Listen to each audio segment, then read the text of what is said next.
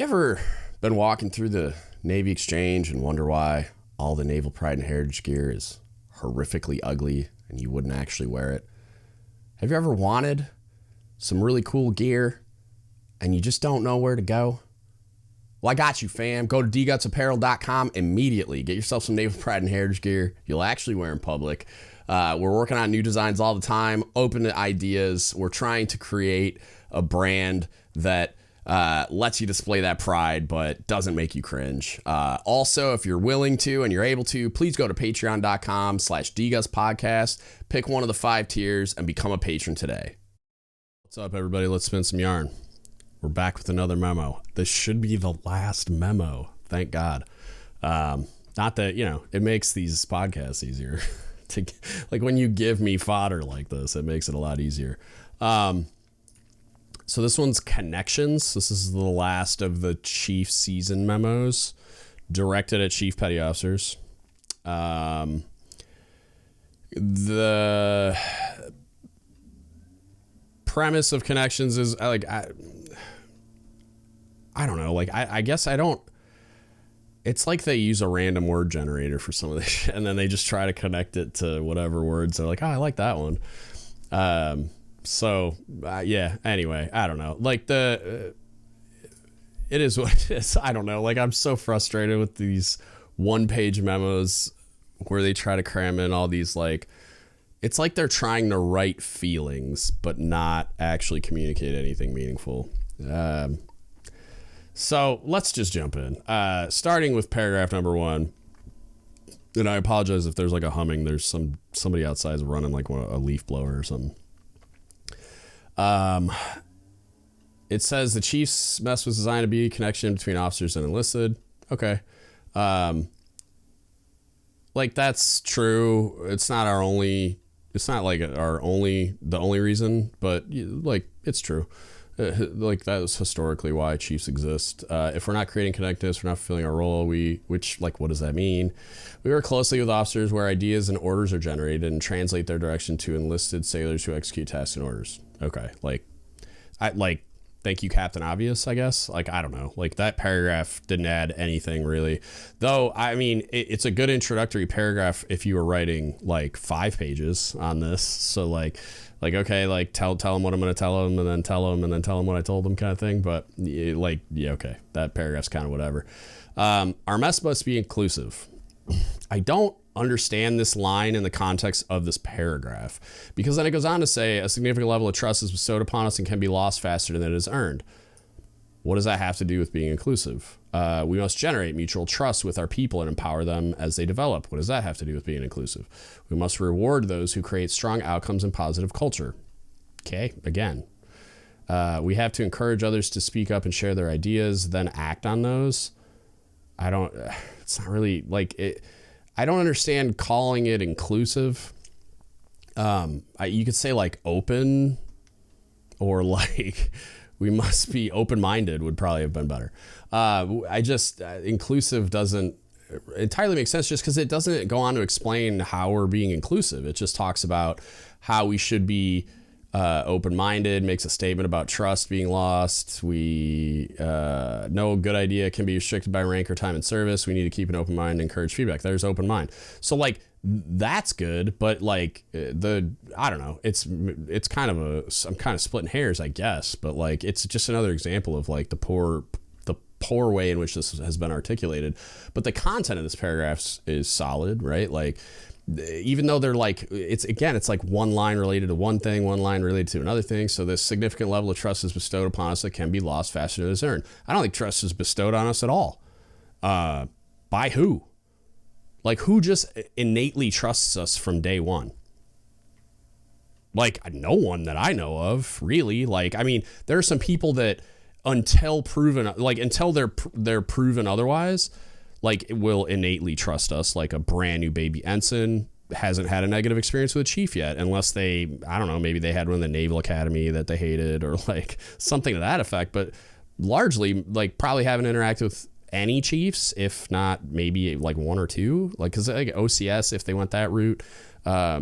And in some of those, even the NAPS, the Naval Academy Preparatory School, there's RDCs around, so they can at least see them. I don't know if there's any chiefs that they interact with at naps. But either way, they might have had some experiences, but probably not. And then brand new junior sailors outside of their RDCs, which, I mean, every RDC kind of behaves similarly. So it's like they expect that, and it's boot camp. So the being where they are, it makes sense. But then they go to A school, and then they might go to a C school. So it's like by the time they get to the fleet, they might have had negative experiences with chiefs. So like who are these people? Like I know COs that don't just a default trust their chiefs until proven otherwise. So like I don't know who's bestowing trust on us, but all right. And I think that's part of the problem, is that we perceive that to be a real thing. Is like no one just trusts us by default. You have to earn it, and a lot of the times we're starting at a deficit.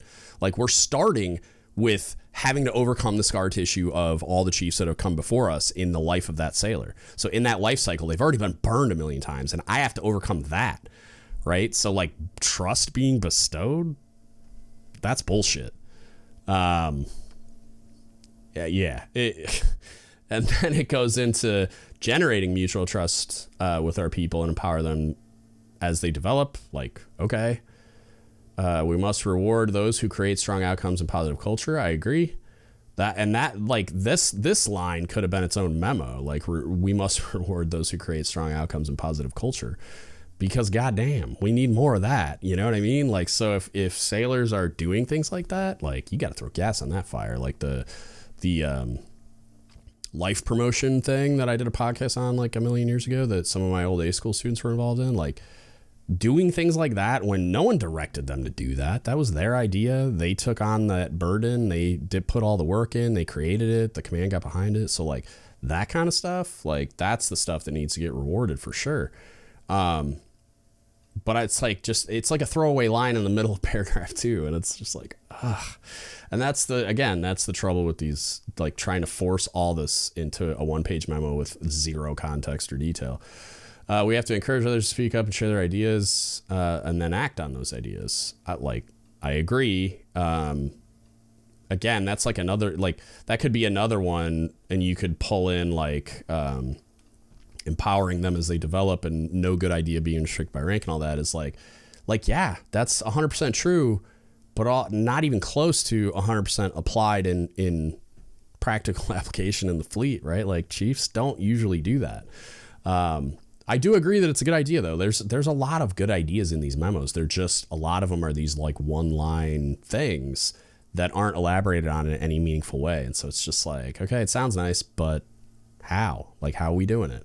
I'm in. I believe that that's a good thing, but how are we going to accomplish that? Because like, you can't just cram all these one-liners into a 1-page memo that's going to be forgotten in a week. You know, like this isn't something that like chiefs are going to be carrying around in a binder and reading every day. Like there's probably a chief out there doing that, but like by and large, like what impact is this really going to have when it's a bunch of one-liners crammed into a 1-page memo? It's super frustrating because there's a lot of good stuff in these memos, but it's just like a one-liner in the context of a paragraph that doesn't really make sense, in the context of a memo that doesn't really make sense, because they tried to cram all these feelings into a 1-page memo instead of, I mean, this could have been a 25-30 page instruction, or just like a handbook for chiefs or something. God, like there's so much goodness in here that like if he had taken the time to employ all the like fleets and forces to help him create a 30, 40, 50 page handbook for chief petty officers that they could carry around in their pocket.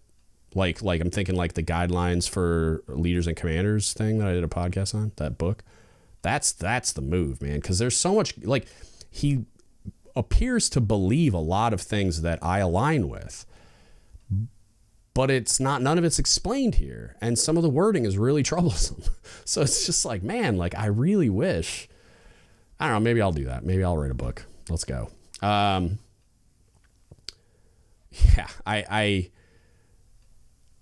When we get to the, did I get to modeling? Yeah, no. So in paragraph 3, we move on to chiefs connect with sailors by listening well, being authentic, and by caring about their well-being. Lines like this are why Ariana thinks the MCPON's stealing my homework, or copying my homework, which, you know, here's hoping. Plagiarize the shit out of me, dude. I'm in. Like, you don't even got to give me credit. But yeah, like, so the being authentic, obviously, I mean, I use that word constantly. I really listening, being authentic and caring about their people's well-being. I love all of that. But then it like, again, it just like fast forwards to the next topic in one paragraph after only having done one sentence. Sailors connect with chiefs who model ability, trust, loyalty, and respect. This line, I have some thoughts. Model it how? And this is an even better example of why these one-liners in that have no context or explanation can be so troublesome. And later on, he kind of clarifies what he means by this, even though I don't know that he did it on purpose. It says sailors connect with chiefs who model ability, trust, loyalty, and respect. How? How do they model it? Because you can, like, modeling ability, okay, I could find a negative in that, but I'm not going to, because it's kind of like a developmental thing that all chiefs go through. But trust, loyalty, and respect. So who are they modeling trust with? Are they modeling with junior sailors, or are they modeling blind trust with a toxic mess that's doing chicanery? See where I'm going with this? Loyalty, blind loyalty to them. You know what I mean? Like, and then respect of who? Respect of other chiefs, demanding respect from junior sailors without earning it. So it's like, you got to explain, you got to elaborate. I can assume, which I do, that he means it like I'm modeling ability, trust, loyalty, and respect by like leading by example, by taking the time to communicate authentically, build trust with these people, demonstrating my loyalty to them by caring for them in a meaningful way, and then like by earning their respect instead of demanding it just because I'm chief, right? But it doesn't say any of that. Therein lies the problem. You know, like, and again, like I just think that it's really troublesome that he very likely assumed that people would just autofill stuff like that. And I think that's accurate, except I don't think they're going to autofill what he thinks they're going to autofill. I think they're going to autofill the negative, because they're junior enlisted sailors and they don't trust us. You know, like, you gotta, and that's like the primary reason why this detail and context is so fucking important, is they don't fucking trust us. So it's like, you can't just assume they're gonna like have a positive interpretation of this shit, because they're not. Go look at their reaction to Russ Smith's all hands call. He didn't even say half of the shit that he got destroyed for on the internet. They inferred a bunch of meaning. They auto-filled things in their head about what he meant by that. And I'm not saying that like some of it wasn't justified. And I'm not saying that like he couldn't have picked his words better. But like, I guess I am saying that about this. Like, learn from his mistakes. Like, I don't think he meant anything negative by what he said. I think he got caught in a human moment and was frustrated and said some things with a tone and a body language and in a context that led to a bunch of inferred meaning that wasn't all fair. But that's what do you think is going to happen with this? You know, like, because sailors have all these reasons to not trust us, all these valid reasons to not trust us. And that's why this is so like, it's so just like brain dead. It's just like zero fucking awareness. Read the room, man. The type of leadership we exercise is reflected in our sailors. A great majority of chief petty officers today are effective leaders because they were led by chiefs who modeled these behaviors. A great majority of chief petty officers today are effective leaders? Fucking planet are you living on, man? I mean, effective being like they're doing just enough to keep the thing happening, I guess. Okay, maybe. But are they? Like, with the hellscape that is manning and retention today, are they? Really? By what objective measure? By what subjective measure? And again, I really wish that any of this was supported by context, detail, evidence. I don't know. Like, by what measure are we effective leaders as an organization? Like, by what measure are the majority, a great majority of chief petty officers today effective leaders? By what measure? By what analysis? Like, what are you looking at? Are you looking fucking, oh yeah, they're great majority of them are effective just because you want to believe that? I believe that a great majority of chief petty officers want to be effective leaders. I believe a great majority of chief petty officers have a glaring blind spot in their efficacy as leaders because the organization reinforces their behavior by promotion and awards and evals. That doesn't mean they are. Just because they're not getting like fired doesn't mean that they're effective leaders. It means somebody's got to do the job. Somebody's got to fill that billet. And I'm not saying that they're not good people who don't want to do good things. It's just they've never been trained and qualified to do so. So by what measure are we claiming that the great majority of them are effective leaders? I'll wait.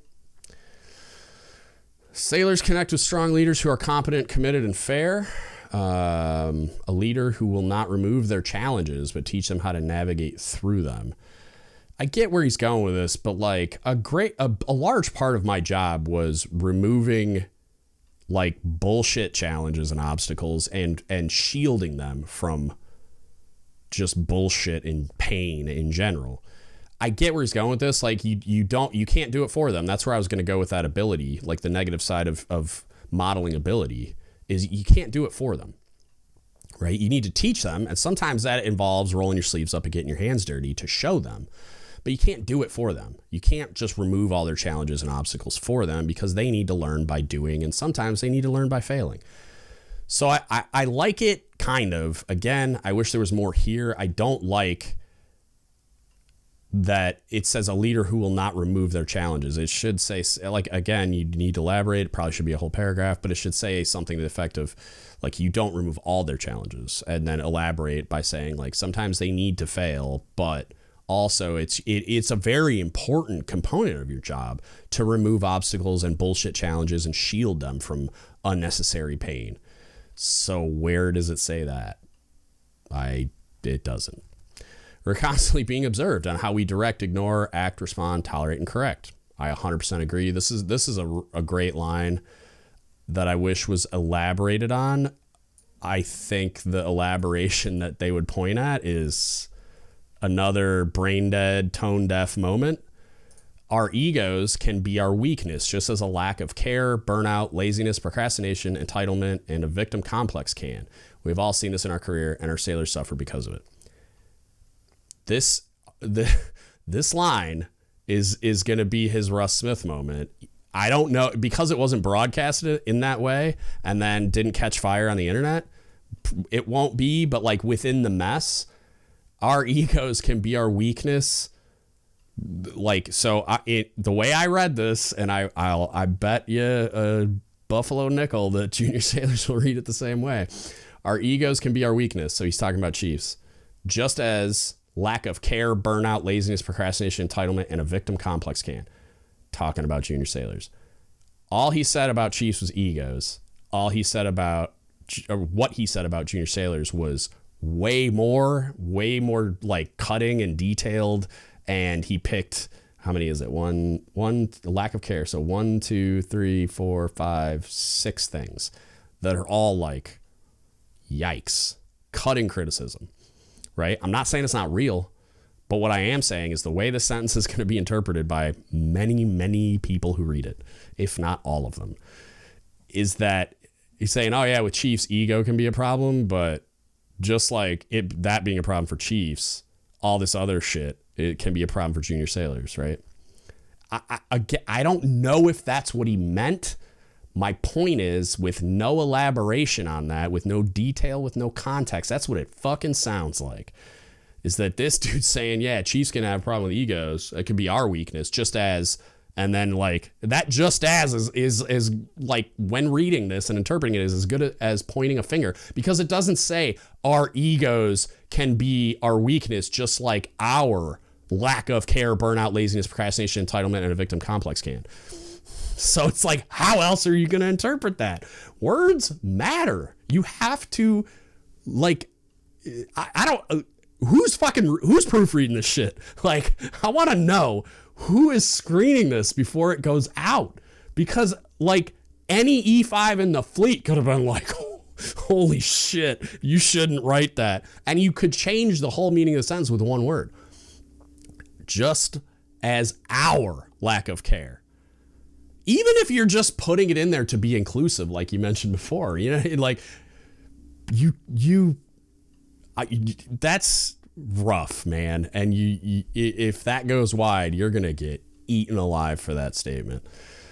That one was like, holy shit, I can't, it's just so irresponsible.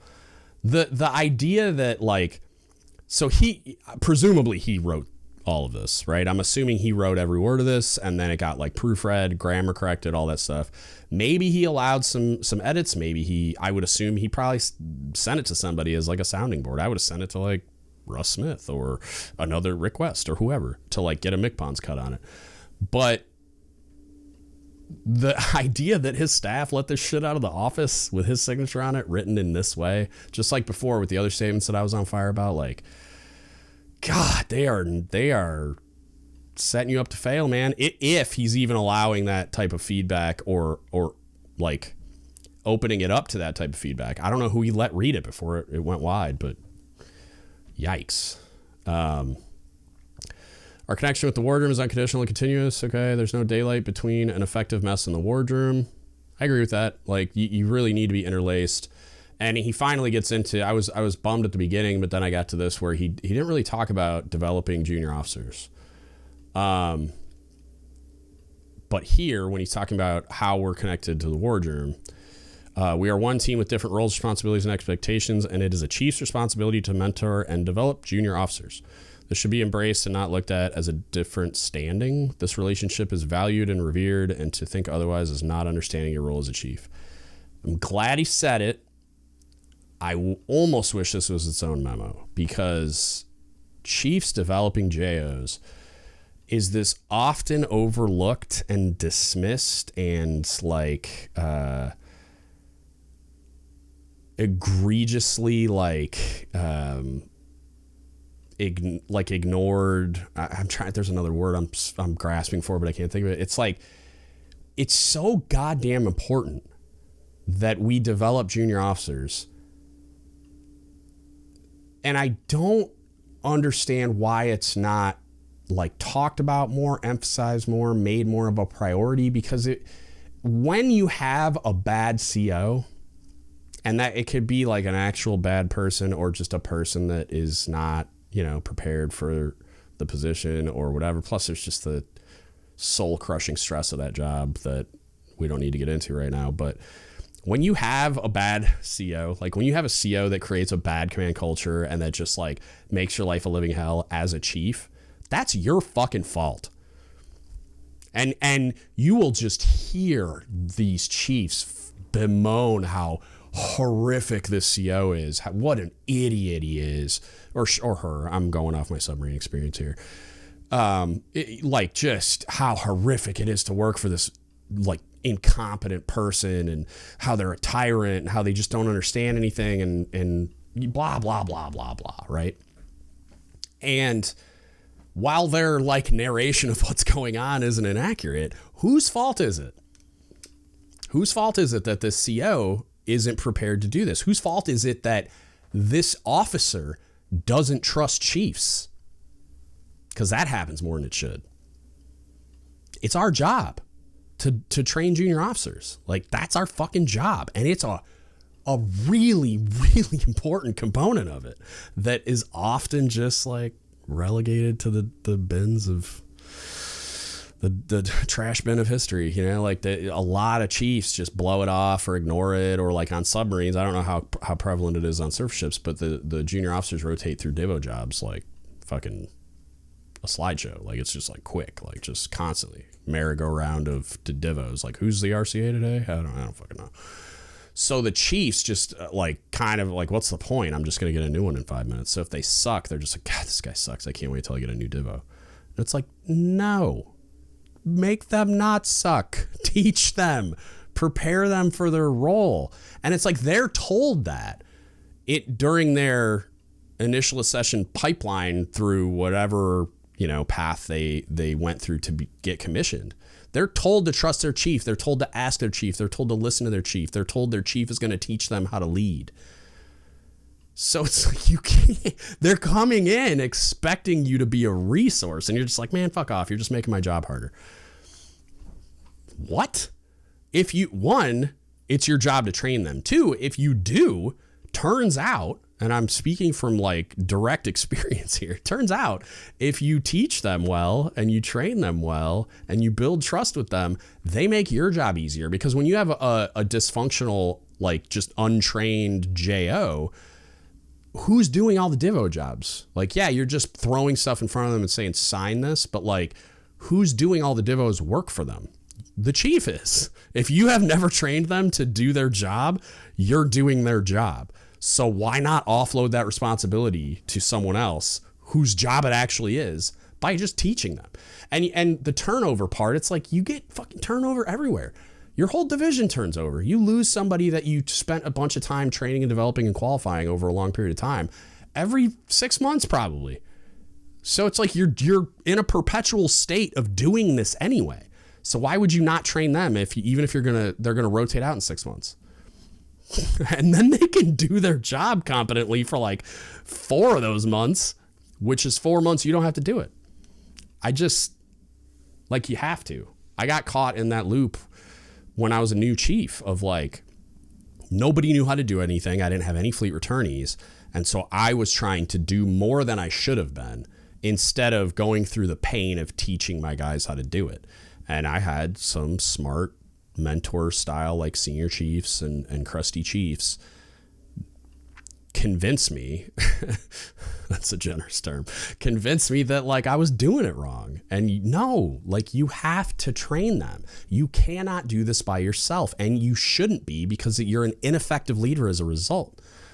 So if you're doing their job for them, they're an ineffective Divo and you're an ineffective chief. So like fucking fix that. And more importantly, I would argue, their future is as an XO and a CO and beyond. So it's just like when you have sailors leaving the Navy and you do them dirty because they're leaving. Like, oh, they should have been Sailor of the Year, but they're leaving. So it's like, yeah, but what do they do when they leave? They share all that vitriol with everybody that they ever talk to. And if that wasn't enough, they can reach a lot more than that by being on the internet. And they are. Go get on Reddit. Go get in Discord. Go just any social media platform ever. Go find a meme page or even in my comments. Like, they're telling everyone that they can get to listen, and they have the megaphone of the internet. There's like 250,000 people or some damn crazy number in that Our Navy subreddit. I mean, like every kid that wants to join the Navy, not every, but a lot of them find that and ask the questions, and they get answers from those people that you sent on their way, bitter and jaded. What do you think a person that has a command at CPIN on now is going to do when they have super negative experiences with their chiefs as a Divo? And all the way up, you're going to get a department head that you want to smother with a pillow. But why? Because their chief failed them at some point. That's why. So yeah, I wish there was more on that. Could have been its own memo. Should have probably been its own. I mean, they're just write a fucking book, man. Write an instruction. It is imperative that we project ourselves. This paragraph is my favorite, even though, again, I wish there was more. It is imperative that we project ourselves as humble servant leaders. I do hate servant leader. Like I don't know why. It's not as egregious as intrusive leadership, but it's just like one of those buzzwords that chiefs use that for some reason I just don't like. It's not inaccurate, I guess, but I just don't like it. I don't know, but it's still, it's still a thing that it fits. So we project ourselves as humble servant leaders, professionals, and teachers, and steer away from the perception that the chief's mess is prideful and exclusive. I fucking love that he said that. I love that that's written in this memo. That's so fucking important for someone like the MCPON to say out loud. We are not prideful and exclusive. We're fucking not. So stop goddamn acting like it. It drives me ape shit. And then he says, if we are unaware of how we project our image, we will be perceived as arrogant, hollow, and ineffective to our leaders and our sailors, which will tear at the heart of our connectedness. I believe that's too like soft of a way of articulating it. We are perceived as hollow and arrogant and ineffective, and it's already ripped out the heart of our ability to lead and just stomped it in the fucking dust. Like it's been this way for a generation probably. We are perceived as arrogant and hollow and ineffective. That's been the perception for a long fucking time.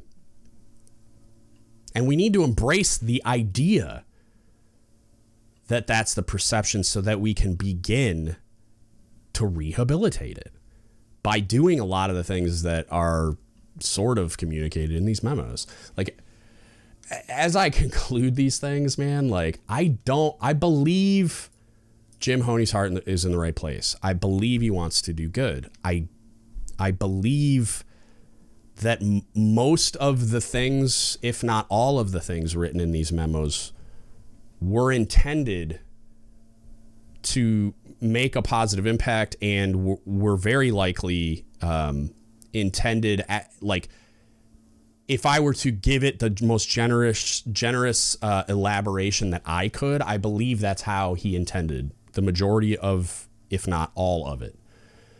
But that's not how it was communicated. And that's the biggest problem I have with this, is like, there was just a really shoddy job done of articulating these things, both in the word salad gobbledygook way, but also irresponsibly in certain ways. Like that mental health tech comment, fuck, that was rough. That could do a lot of harm. And so it's just like, fuck me, like you can't, it's so fucking irresponsible. And being at the level that he's at, there's just no excuse. All the resources are there. Like that, even if he wrote down a bunch of crazy shit that shouldn't have gotten released, there are so many levels of resources and help, and his team is enormous and competent. He has all the resources at his fingertips. So the idea that it got released this way as a final product, it's fucking inexcusable. It just is. Like, I don't think what he wanted to communicate is bad at all. I think a lot of it's actually really good. He said some things in those memos that I've been waiting 20 plus years to hear a MCPON say out loud. But also, I think a lot of it will be nerfed by how ineffectively it was communicated. There's not enough there. It's not a policy document. It's not, there's no infrastructure. There's no mechanism that's going to like build this into who we are as chiefs.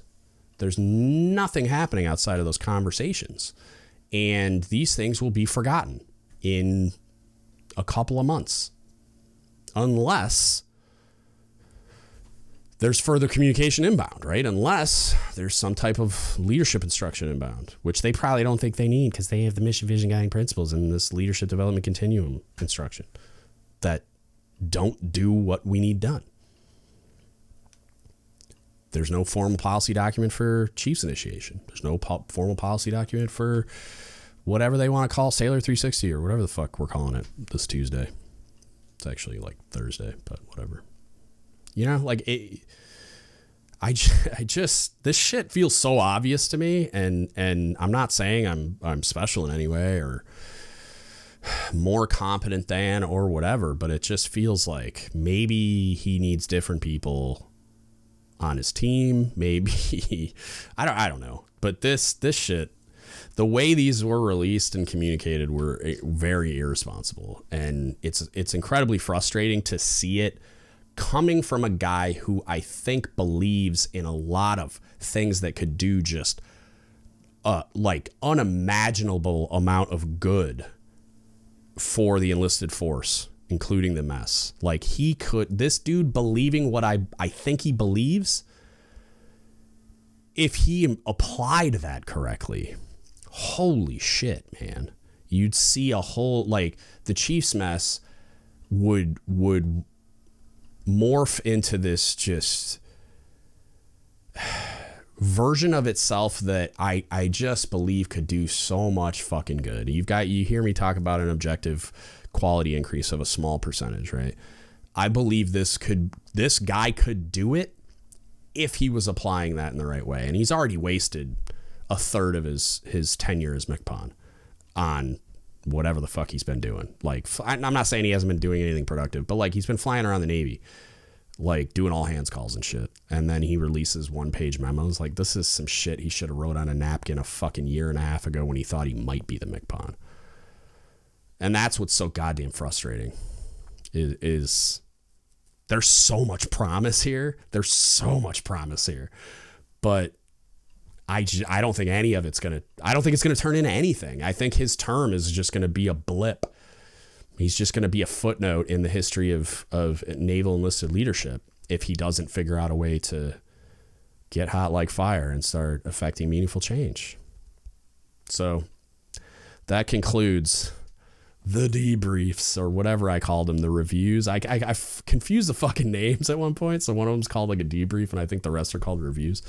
But that concludes my reviews of all the memos. Hopefully he doesn't release any more memos. I really hope this evolves into policy documents, maybe a handbook, like a pocket handbook for chiefs, something. There's got to be a policy, because I don't think you can change the culture and of the mess. I don't think you can redefine who we are and what we do without doing something like that. A fucking memo is not going to do it with a little discussion in the mess. Like, this shit is like ingrained, just burned into the DNA of the Chiefs mess. You can't change the DNA of an organization without doing something radical and permanent and like forceful. And this ain't it. This isn't even close. This is a fart in the wind, man. And it is so disappointing.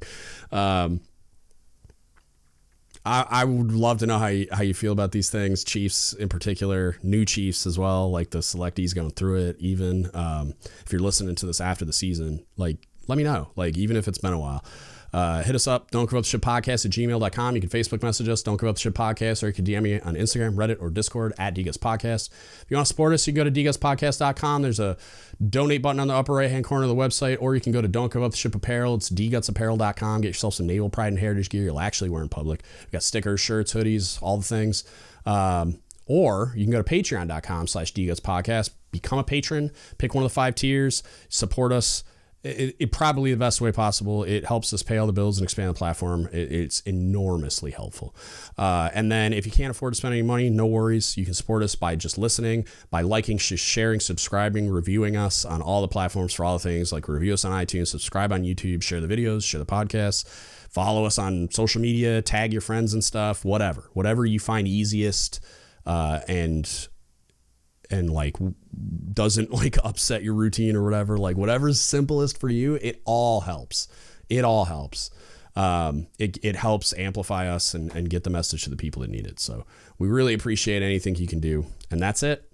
That's what I got for you today. Thank you so much for listening, and don't give up the ship. Hey, shout out to all our level 5 patrons, Victoria Livingood, William McIver, and Mark Galagos. To all our other patrons, we really appreciate your support. Helps to pay all the bills, expand the platform, and we couldn't do it without you. Thank you so much. Please hit the like button, drop a comment down below on what you thought, and subscribe to the channel.